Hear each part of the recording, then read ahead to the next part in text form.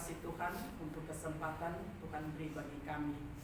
Bersama kami akan membaca firman yang tertulis.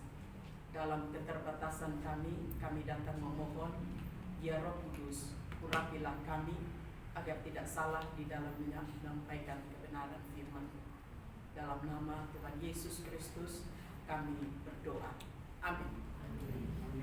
Mari kita bersama-sama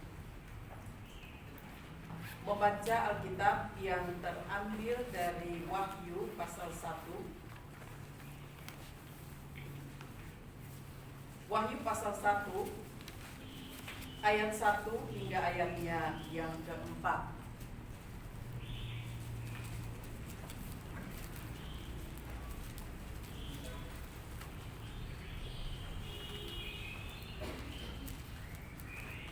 Jikalau sudah menemukannya, saya akan membacakan Wahyu pasal 1 ayat 1 hingga ayatnya yang keempat.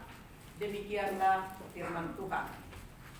Inilah wahyu Yesus Kristus yang dikaruniakan Allah kepadanya, supaya ditunjukkannya kepada hamba-hambanya apa yang harus segera terjadi, dan oleh malaikatnya yang diutusnya ia telah menyatakannya kepada hambanya Yohanes.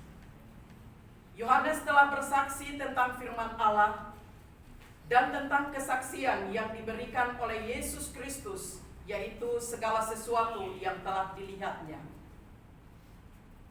Berbahagialah yang membacakan dan mereka yang mendengarkan kata-kata nubuat ini, dan yang menuruti apa yang ada tertulis di dalamnya, sebab waktunya sudah dekat. Demikianlah pembacaan firman Tuhan bagi kita semua pada pagi hari ini. Shalom. Shalom. Bapak dan Ibu yang kekasih di dalam Tuhan kita Yesus Kristus, sebagaimana yang disampaikan oleh pastor senior, himbauan untuk kita bersama-sama berusaha untuk membaca, merenungkan dan memahami kitab yang terakhir, yaitu kitab Wahyu. Di dalam Alkitab kita kurang lebih ada banyak sih kitab yang seringkali tidak disinggung, jarang untuk dibacakan dan dikhotbahkan, yaitu kitab Kidung Agung dan juga kitab Wahyu. Karena kalau berbicara menyangkut dengan Kidung Agung itu, ketika orang membacakannya, berusaha bagaimana caranya untuk menafsirkannya, tetapi ada kecenderungan bahwa pemikiran manusialah yang mau ditarik masuk ke dalam Alkitab, sehingga kadang sulit untuk memahaminya. Demikian juga dengan kitab Wahyu. Ketika kita berusaha dengan logika kita atau pemahaman kita sebagai manusia, maka tentunya kita mengalami kesulitan di dalam memahami kitab Wahyu itu sendiri.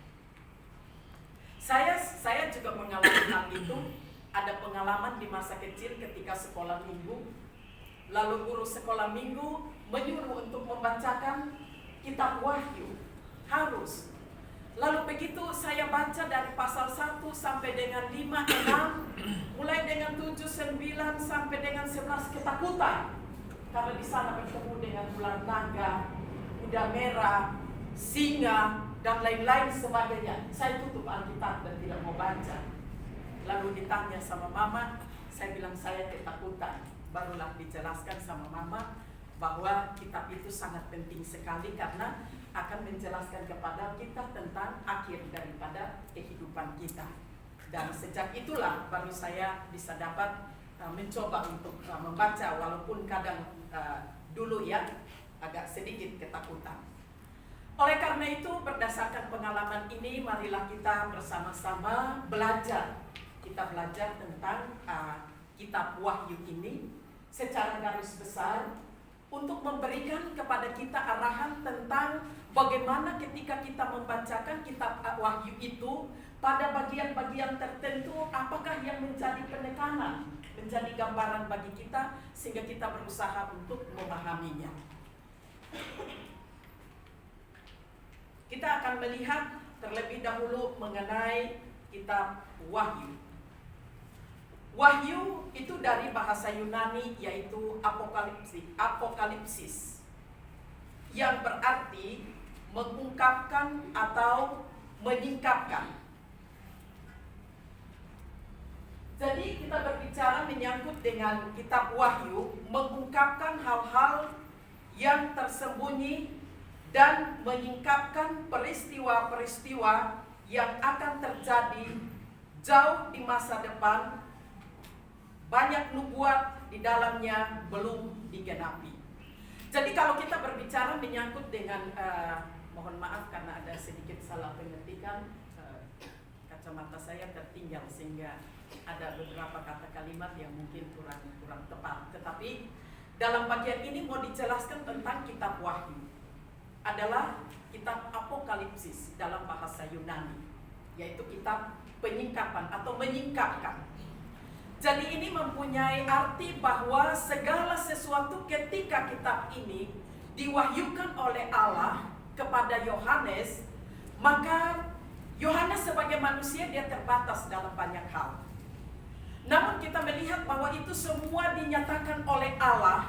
Dan kalau berkata tentang kitab apokalipsis itu berarti bahwa segala sesuatu yang masih dalam keadaan tertutup. Kalau diibaratkan seperti tudung saji, kalau di rumah kita ada tudung saji, ada makanan di dalamnya, berbagai macam jenis makanan yang ada di dalamnya. Tentunya sebelum dimakan itu semua ditutupi. Dan waktu kita datang kita lihat, kita tidak dapat melihat dengan jelas apa yang ada di bawah tudung saji itu. Tetapi mungkin kita sudah bisa menerka dan sudah bisa mengetahui bahwa ada makanan, ada lauk dan lain-lain sebagainya. Tetapi itu akan menjadi jelas ketika disingkapkan atau menyingkapkannya, artinya tudung saji itu akan diangkat. Kita akan melihat dengan jelas segala sesuatu yang ada di situ. Seperti itulah gambaran daripada kitab Wahyu. Untuk sementara ini kita melihat bahwa ada beberapa penafsir yang menafsirkan tentang kitab Wahyu ini dengan berbagai macam pandangan, tetapi itu belum akan dibahas di sini. Tetapi yang jelasnya ada beberapa pandangan terkait dengan kitab Wahyu ini. Ada pandangan-pandangan misalkan seperti pandangan simbolis, ada pandangan menurut preteris, historis, futuris. Itu mengatakan bahwa semua peristiwa yang terjadi di dalam Alkitab, khususnya di dalam kitab Wahyu itu hanya merupakan simbol saja. Itu merupakan simbol terkait dengan hal-hal rohani itu sendiri. Tetapi juga preteris itu menunjukkan bahwa peristiwa-peristiwa yang ditulis di dalam Alkitab itu menunjukkan pada peristiwa di mana Yohanes pada waktu itu di sekitar abad pertama akhir ya, ketika dia berada di Pulau Patmos. Dan itu dia diperhadapkan dengan berbagai macam kesukaran, kesulitan di bawah pemerintahan 7 raja yang sangat terkenal dan sangat keras pada waktu itu. Di antaranya adalah Agustinus, Tiberius, Gaius, Claudius, Nero, Vespasian, Domitian. Ini adalah raja-raja yang sangat berkuasa pada waktu itu. Dan ketika itu terjadi penekanan-penekanan terhadap kekristenan dan banyak orang Kristen yang dibinasakan. Nah, berdasarkan keberadaan yang demikian, maka menurut pandangan ini mengatakan bahwa peristiwa atau kitab Wahyu itu menunjuk kepada peristiwa-peristiwa pada saat itu. Tetapi juga peristiwa historis atau pandangan historis itu mengatakan bahwa kitab ini merupakan sebuah kitab nubuatan, yaitu kejadian-kejadian penting dalam sejarah zaman Rasul sampai pada kedatangan Tuhan Yesus yang kedua kali. Sementara pandangan yang keempat yaitu pandangan futuris itu mengacu kepada eskatologi atau kedatangan Kristus yang kedua kali. Dan berbicara menyangkut dengan kedatangan Kristus yang kedua kali ini, ada juga beberapa pandangan, tetapi pada intinya itu yang kalau mahasiswa mempelajari itu ada yang disebut dengan milenialisme, premilenialisme, dan juga postmilenialisme. Berbicara menyangkut dengan kerajaan 1000 tahun, Menurut pandangan ini mengatakan bahwa ada problematika di dalam eskatologi. Apa problematikanya? Problematikanya itu bagaimana menempatkan kedatangan Kristus. Apakah itu pada post-milenialisme atau pre-milenialisme atau post-milenialisme, atau dengan kata lain, apakah kerajaan 1000 tahun itu akan terjadi sebelum atau sesudah? Itu yang menjadi problema. Untuk menentukan itu, maka berbagai macam pandangan, namun kita tidak membahas itu di sini. Kita akan teruskan mengenai kitab Wahyu. Next. Penulisnya, siapa penulisnya? Di dalam perjanjian baru, tidak semua penulis mencantumkan namanya, kecuali Rasul Paulus dan beberapa rasul yang lain. Khusus untuk kitab-kitab Injil itu tidak mencantumkan namanya. Dengan berbagai macam penafsiran, tidak mencuri kemuliaan Tuhan, tetapi kebenaran itulah yang mau ditonjolkan. Karena ketika menunjukkan siapa penulisnya, maka itu akan mempengaruhi pembaca sehingga akan memberi fokus kepada orangnya, bukan kebenaran firman-Nya. Tetapi di dalam kitab Wahyu ini pun jelas di sana dituangkan di dalam Wahyu pasalnya yang pertama, Wahyu 1 ayat 1, ayat 4, ayat 9, dan Wahyu 22 ayat 8. Saya mohon maaf karena tidak dapat baca di sini ya Pak Martin. Saya harus melihat ke sana karena terlalu kecil. Iya.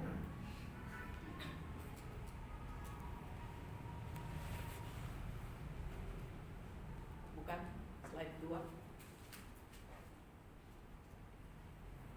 Iya. Jadi dari sini kita mendapatkan informasi bahwa penulis kitab Wahyu ini adalah Yohanes, seperti yang tadi kita sudah baca di dalam ayatnya yang pertama hingga ayatnya yang keempat.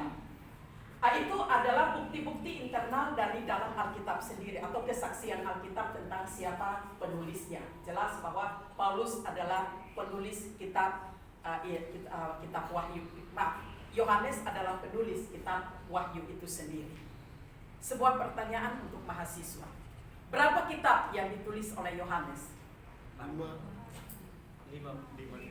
Yang sebut 5 tolong tunjuk tangan. Baiklah, terima kasih. Ya, bersiap-siaplah. Nanti Pak Pandu akan kasih hadiah. Minimal dapat permen 1. Amin. Ya, kembali ke sini. Jadi ada 5 kitab yang ditulis oleh Yohanes, yaitu Injil Matius, 1, 2, 3 Yohanes, termasuk kitab Wahyu. Dan ada juga kesaksian secara eksternal itu dari Justinus Martir, Irenaeus, Clemens maupun Tertullianus melaporkan tentang keaslian kitab ini. Artinya bahwa dari tokoh-tokoh yang ada ini adalah tokoh-tokoh sejarah yang pada waktu itu mereka juga mencatat tentang segala macam peristiwa yang terjadi terkait dengan kitab nubuat ini. Penulisnya mereka menyaksikan dan mendukung dalam tulisan sejarah mereka secara umum bahwa Yohanes adalah penulis daripada kitab Wahyu ini, menguatkan pernyataan di dalam kitab Injil itu sendiri. Itu terkait dengan penulis. Yang berikut, tahun penulisan kitab ini menurut berbagai, kalau membaca di dalam buku-buku tafsiran itu ada berbagai macam perbedaan. Ada yang katakan sekitar tahun 75 sampai 90, ada yang katakan 90 sampai dengan 100, ada yang katakan sekitar tahun 90-an. Tetapi untuk tahun penulisan di dalam Alkitab memang itu tidak bisa dapat ditetapkan dengan pasti, karena itu berkaitan dengan peristiwa-peristiwa sehingga ada penafsiran-penafsiran, lalu ada upaya-upaya pendekatan yang dilakukan sehingga pada penggalian-penggalian, sehingga pada akhirnya mendapatkan bukti-bukti yang mendekatinya, sehingga kitab Wahyu ini oleh para ahli sebagian besar menyetujui bahwa kitab ini ditulis pada tahun 90 sampai dengan tahun 95. Kitab ini ditulis berkenaan dengan masa penganiayaan, mungkin pada akhir pemerintahan Kaisar Nero pada tahun 54 sampai dengan 64, atau selama pemerintahan Domitianus, yaitu serta tahun 81 sampai dengan tahun 96, seperti yang tadi saya sudah bacakan beberapa raja yang berkuasa. Dan pada akhirnya pada waktu terakhir Yohanes menuliskan bagian ini atau kitab ini diperkirakan pada akhir dan pada awal masa pemerintahan Nero dan juga Domitianus. Itulah sebabnya sebuah kesimpulan bahwa ada kurang lebih sekitar tahun 90 sampai dengan 95. Nah, tema utama daripada kitab ini, ketika kita membacakan sebuah kitab itu pasti ada tema-temanya. Dan tema-tema ini akan memberikan kepada kita gambaran tentang isi daripada kitab itu sendiri, yaitu perjuangan dan penyelesaiannya. Kalau berbicara menyangkut dengan perjuangan, itu sesuatu yang tidak main-main. Perjuangan itu berarti bahwa harus disertai dengan pengorbanan. Perjuangan itu disertai dengan kerja keras. Perjuangan itu harus disertai dengan penyangkalan diri, bahkan sampai mati sekalipun. Itu taruhannya, perjuangan. Kadang-kadang orang bertahan, mampu dan dapat menghadapi atau menjalani perjuangan itu. Tetapi kadang-kadang orang tidak dapat untuk menghadapi dan menjalani itu. Namun kita boleh memberikan kepada kita satu kesaksian kebenaran bahwa perjuangan yang dilakukan itu bukan saja kesendirian daripada orang Kristen, tapi Yesus Kristus yang adalah Tuhan dan Juru Selamat bekerja sama dengan kita, memperjuangkan kita sampai pada akhirnya semua selesai. Dalam pada bagian terakhir kitab Wahyu, apa yang dikatakan oleh Alkitab, sebuah pertarungan yang luar biasa, tetapi dapat diselesaikan dengan kemenangan Kristus. Kitab ini terdiri dari 22 pasal, terdiri dari 400 ayat. Masih ada lagi pembagian-pembagiannya, tetapi itu tugas mahasiswa untuk menyelidikinya. Lanjut. Alamat daripada kitab ini. Surat ini pertama kali ditujukan kepada 7 jemaat yang ada di Asia Kecil. Kalau sekarang itu di Turki. Kitab ini tidak terbatas hanya untuk 7 jemaat saja, ya, seperti yang tertulis di dalam Wahyu pasal 2 ayatnya yang ke-7. Karena memang secara nyata pada waktu itu dalam kitab ini mencatat tentang 7 jemaat itu sebagai penerima daripada kitab ini. Tetapi skopusnya itu luas. Itu bukan saja kepada para pembaca pada waktu itu, tetapi semua gereja Tuhan, termasuk saya dan saudara, adalah gereja secara organisme. Orangnya, kita juga mendapatkan kesempatan untuk membuktikan diri sebagai gereja Tuhan dalam mempersiapkan diri dan menghadapi segala tantangan dan berjuang untuk menang sebagaimana yang akan dipesankan oleh kitab Wahyu. Next. Keadaan ke-7 jemaat dapat digambarkan sebagai berikut. Jadi 7 jemaat yang ada di Asia Kecil itu adalah Efesus, Smyrna, Pergamus, tutup mata mahasiswa, Sardis, ya. Saya minta slide tutup. Oke. Jadi Efesus, Smyrna, Pergamus, Tiatira, Sardis, Philadelphia, Laodikia. 100 untuk Anda. Tepuk tangan dulu. Oke, dengan berbagai macam keberadaan, jemaat di Efesus itu telah meninggalkan kasihnya yang semula. Artinya mereka pernah merasakan kasih. Kasih yang semula itu seperti apa? Yang dijelaskan dalam bagian ini adalah kasih yang dimiliki, yaitu kasih filia, kasih tanpa batas. Tetapi seiring waktu dengan tantangan yang terjadi, maka pada akhirnya mereka berpaling atau meninggalkan kasih itu. Itu masalah yang terjadi di Efesus, dapat kita lihat di dalam Efesus 2 ayat 1 sampai 7. Jemaat di Smyrna sudah menderita kesusahan, mengalami penderitaan, susah dalam segala hal, baik itu secara jasmani tetapi juga secara rohani. Masih terus menderita. Itu di ayatnya yang ke-8 sampai dengan ayatnya yang ke-11 nanti akan dibacakan. Selanjutnya jemaat yang ada di Pergamus, ada beberapa orang yang berkompromi dengan iblis. Ini dia. Sudah mulai berkompromi. Dan komprominya itu bukan dengan kebenaran, tetapi mulai berkompromi dengan iblis. Dan Bapak Ibu pikirkan saja bagaimana liciknya dan caranya iblis untuk mengajak dan menjerat, lalu akan mencobloskan mereka tidak menyadari itu. Itulah keberadaan jemaat yang berada di Pergamus, dan mereka harus bertobat. Himbauan di dalam pasal 2 ayat 12 hingga 17. Jemaat yang ada di Tiatira membiarkan ajaran yang menyesatkan. Artinya bahwa sudah tahu itu tidak benar, tetapi mereka cuek aja, ya nggak apa-apalah, biasa kok itu, nggak ada masalah. Selanjutnya, jemaat yang ada di Sardis tidak ada kesungguhan, main-main, ya. Mereka dikatakan hidup, padahal mereka mati. Artinya bahwa kehidupan kerohanian mereka itu tidak bertumbuh. Hidupnya stagnan, hidupnya biasa-biasa saja, hidupnya tidak ada perubahan. Itulah keberadaan daripada jemaat yang ada di Sardis. Jemaat yang ada di Philadelphia, ada pintu terbuka untuk pekabaran Injil. Inilah jemaatnya Pak Uli, jemaat Philadelphia. Satu-satunya jemaat yang dipuji, artinya tetap membuka diri untuk menerima kebenaran firman Tuhan.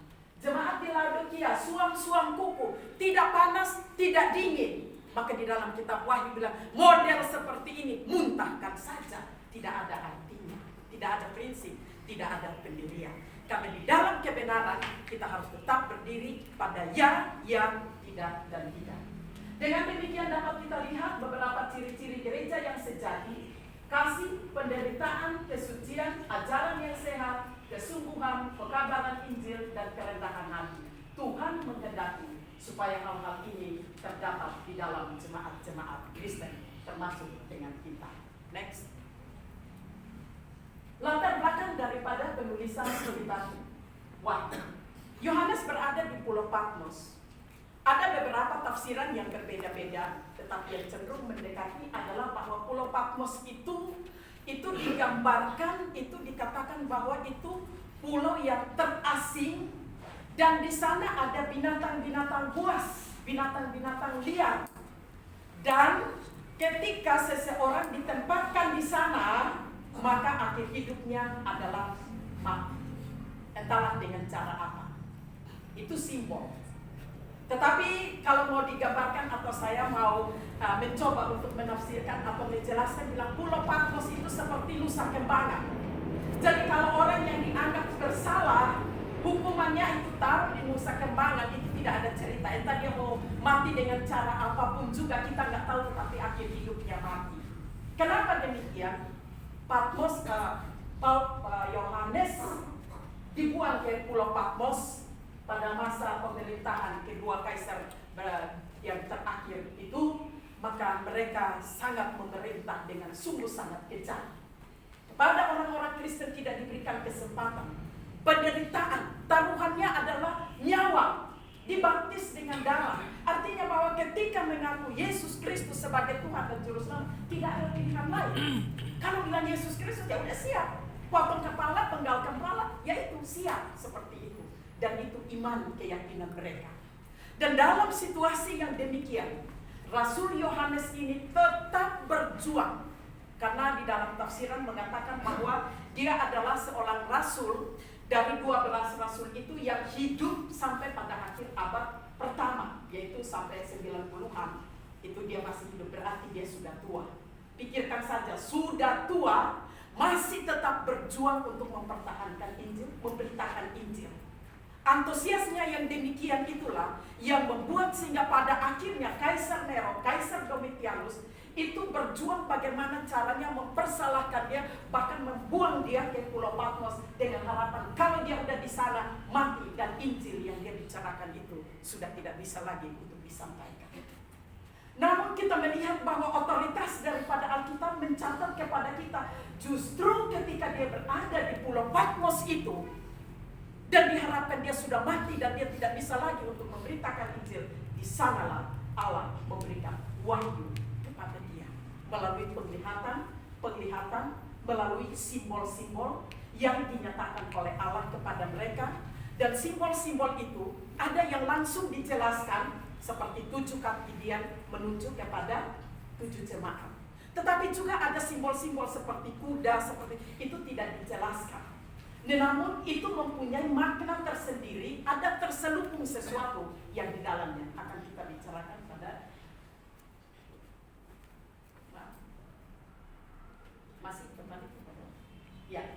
Pada masa itu umat Kristen disiksa dan dikejar-kejar karena kepercayaan mereka kepada Yesus Kristus sebagai anak Allah. Sehingga dengan menulis kitab ini, sang penulis berharap ingin memberi semangat kepada para pembaca dan pendengarnya, dan juga untuk mendorong mereka supaya tetap percaya pada waktu dan situasi yang demikian.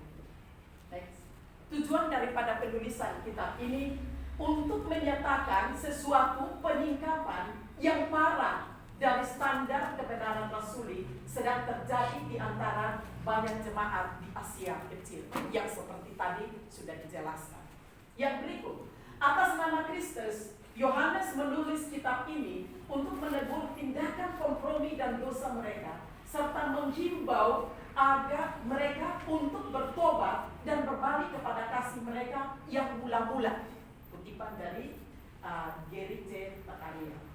Mengingat penganiayaan yang diakibatkan oleh karena Domitianus memuja dirinya sendiri, kitab Wahyu telah dikirimkan kepada jemaat-jemaat guna mengumumkan iman, ketetapan hati, dan kesetiaan mereka kepada Yesus Kristus, serta untuk memberi semangat kepada mereka agar mereka menjadi pemenang dan tinggal setia sampai mati sekalipun. Ini tujuan yang kedua. Yang ketiga, dituliskan untuk memperlengkapi orang-orang percaya sepanjang zaman dengan segi pandangan Allah terhadap perang yang sengit melawan gabungan kekuatan iblis dengan meningkatkan hasil sejarah yang akan datang. Allah akan menang dan membenarkan orang-orang kudus dengan mencurahkan murkanya atas kerajaan iblis. Ini akan diikuti oleh kedatangan Kristus kedua. Next. Ciri daripada kitab Wahyu. Jadi ketika kita membacakan kitab Wahyu, minimal ini sudah ada gambaran di dalam pikiran kita yang akan memberikan kepada kita untuk memikirkan lebih lanjut lagi tentang apa yang mau dijabarkan di dalam kitab Wahyu. Ciri khas daripada kitab Wahyu dituliskan dalam bentuk lambang atau simbol. Jadi di dalam pada zaman dahulu, baik itu di dalam perjanjian lama maupun di dalam perjanjian baru, setiap umat Tuhan kalau diperhadapkan dengan krisis, diperhadapkan dengan tantangan, diperhadapkan dengan peperangan, diperhadapkan dengan kesulitan-kesulitan yang sudah tidak bisa untuk mereka hadapi, selalu ada cara Tuhan untuk memberikan kepada mereka petunjuk-petunjuk melalui simbol-simbol yang ada. Tetapi melalui simbol itu ada sebuah makna yang memang harus ditafsirkan. Nah, itu pada masa sulit. Wahyu ada yang langsung diterjemahkan, ada yang tidak, seperti yang tadi saya katakan. Tujuan daripada pemberian simbol itu ada yang tadi saya katakan bahwa sudah dijelaskan, ada yang tidak. Nah, rupanya kitab Wahyu ini kita baca dengan berbagai macam simbol dan lambang-lambang itu disebabkan karena untuk mengelabui tentara Romawi dalam buku Wahyu itu, musuh Allah secara terang-terangan ditunjukkan. Jikalau itu ditulis secara harfiah, tentu musuh Allah telah menghancurkannya berabad-abad yang lalu. Artinya begini, ketika peristiwa pada waktu itu, siapa yang bisa melawan Kaisar Nero? Siapa yang bisa melawan yang namanya Domitianus dengan segala macam aturan? Melawan taruhannya nyawa. Ngomong salah aja sebentar sudah hilang, tidak ada cerita lagi. Maka untuk menyampaikan segala sesuatu yang berkaitan dengan pejabat-pejabat tinggi tidak mampu untuk menyebutkan namanya, maka mereka menggunakan simbol-simbol. Kalau Babel itu menunjukkan sebuah, itu menurut tafsiran, sebuah tempat di mana ada perbudakan, di mana tempat itu merupakan tempat yang merupakan kesulitan bagi orang-orang yang beriman. Jadi kalau berbicara menyangkut dengan tokoh-tokoh itu tidak langsung disebutkan namanya, tetapi itu melalui simbol. Karena apa? Kalau langsung disebutkan, maka taruhannya seperti yang dikatakan tadi. Agar hanya orang Kristen yang sungguh-sungguh mencari kebenaran dan dipimpin Roh Kudus sajalah yang dapat memahami. Itulah kesulitan kitab Wahyu. Kitab Wahyu akan menjadi sulit apabila kita berusaha untuk membawa pikiran kita masuk di dalam Alkitab. Agak susah. Tetapi kitab Wahyu dan kitab yang lain dianggap susah itu akan menjadi mudah ketika kita berusaha dengan pimpinan Roh Kudus, kita membawa Alkitab itu masuk ke dalam pikiran kita. Bukan Alkitab begini ya, firman yang tertulis itu diimani masuk untuk merasuk dan menguasai pikiran kita. Barulah kita bisa menemukan ini. Itulah sebabnya ada kesulitan ketika mempelajari kitab yang demikian. Tetapi tidak akan menjadi kesulitan bila kita dipimpin oleh Roh untuk memahami. Lanjut. Sesungguhnya kitab Wahyu adalah intisari, rangkuman dari keseluruhan isi Alkitab, di mana tema-tema utama diulangi untuk menekankan pentingnya suatu kebenaran. Jadi kita melihat di dalam Alkitab ini memiliki keabsahan. Mulai dari kitab Kejadian itu sudah mulai menceritakan kepada kita tentang segala sesuatu yang dijadikan oleh Allah. Dan manusia yang berada hidup bergumul di dalam rentan waktu yang cukup lama seakan tidak berkesudahan. Tetapi ada janji firman Tuhan yang sudah disampaikan ditutup dengan kitab Nubuatan, mengakhiri segala sesuatu di dunia di mana kita berada. Dia seperti benih yang kecil membungkus pohon yang besar nantinya. Demikianlah kitab Wahyu membungkus kebenaran-kebenaran besar seluruh isi Alkitab. Jikalau kita berusaha untuk mempelajari dengan tekun disertai dengan iman dan keyakinan, maka ibarat kita mencari kebenaran itu sangat kecil dan susah. Tetapi kita menemukan kebenaran itu akan bertumbuh seperti benih sesawi yang sangat kecil, akan memberikan hasil buah dan dampak bagi kehidupan orang percaya. Next. Untuk memudahkan kita di dalam mempelajari kitab Wahyu ini, maka ada beberapa ini kutipan yang saya ambil dari pengantar Perjanjian Baru, pola turuan. Garis besar pendahuluannya yaitu menjelaskan tentang kemuliaan Kristus. Jadi kalau kita baca dari pasal 1 ayat 9 sampai dalam ayat 20 itu menjelaskan bagaimana Kristus di dalam kemuliaannya yang agung itu memperlihatkan dirinya kepada Yohanes ketika dia berada di tempat yang sangat sunyi dan sangat genting. Tuhan menampakkan diri kepadanya. Saya pikirkan kalau kita semua dalam keadaan yang seperti itu dan terus bergumul, lalu kita menikmati penglihatan seperti apa yang Tuhan wahyukan kepada Yohanes, tentunya kita mendapatkan sukacita. Amin. Bagian yang kedua, surat kepada ketujuh jemaat itu bisa kita lihat di pasal 2 sampai dengan pasal 3 yang tadi sudah ditayangkan secara garis besar keberadaan daripada jemaat-jemaat yang ada di sana. Lanjut. Yang ketiga adalah penglihatan. Nah, mulai dari pasal 4 ketika Bapak Ibu dan saudara-saudara mulai baca pasal 4 sampai dengan pasal yang kelima ayatnya yang ke-14, ayat ke-14 itu penglihatan tentang Allah. Penglihatan tentang anak domba Allah. Jadi dalam situasi yang mencekam, bagaimana Yohanes diberikan iluminasi, diberikan pencerahan, penerangan sehingga dia bisa dapat melihat kemuliaan Allah yang luar biasa yang tidak pernah dia saksikan sepanjang kehidupannya. Tetapi justru dalam keadaan yang seperti itu Allah memperlihatkan dirinya. Silakan membaca bagian ini dan silakan melihat bagaimana Allah menyatakan kemuliaannya menjadi kekuatan bagi kita. Lanjut dipercepat itu. Yang keempat, pada bagian penghakiman pasal 6, jikalau mulai baca dari pasal 6 sampai dengan pasal 20, itu berbicara menyangkut dengan penghakiman. Jadi nanti pada akhirnya terjadilah yang disebut dengan penghakiman. Ada sangkakala, itu penghakiman, ada kitab terbuka, 2 Dua saksi Allah dan sangkakala yang ketujuh, bintang-bintang itu dan binatang-binatang itu dan pertarungannya, cawan-cawan penghakiman, jatuhnya Babel, penghakiman terakhir. Itu dijelaskan di dalam pasalnya yang ke-19 hingga pasalnya yang ke-20. Dan yang bagian terakhir itu menjelaskan tentang kemuliaan terakhir yang akan diperoleh oleh setiap orang yang sungguh-sungguh berjuang, setiap orang yang sungguh-sungguh bertekun dalam penderitaan bersama dengan Kristus. Maka dia akan dihantar masuk ke dalam langit yang baru dan bumi yang baru di pasal 21 ayat 1 hingga pasalnya yang ke-22. Dan ditutup dengan katakan, aku datang segera. Dan penghakiman-penghakiman itu akan terjadi di dalam dunia ini. Dan Tuhan sendiri akan menyatakan dirinya kepada kita. Saya senang sekali dengan itu lagu yang berkata begini. Bila nama dibacakan ku ada. Masih ingat lagu itu? Bila sangkakala Allah. Ya, seperti itu. Kalau menyanyi lagu itu bukan hanya sekedar lirik dan nadanya yang bagus, tetapi coba cermati kata-katanya. Selama kita ada di dalam dunia merupakan masa emas bagi kita untuk mempersiapkan diri.